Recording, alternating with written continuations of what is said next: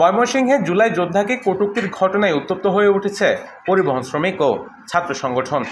জেলা আওয়ামী লীগের সহসভাপতি আমিনুল হক শামীমের মালিকানাধীন ইউনাইটেড পরিবহনের বাস বন্ধের প্রতিবাদে শনিবার বেলা 11:30 থেকে শিকারীকান্দা বাইপাসের ঢাকা ময়মনসিংহ মহাসড়ক অবরোধ করেন পরিবহন শ্রমিকরা।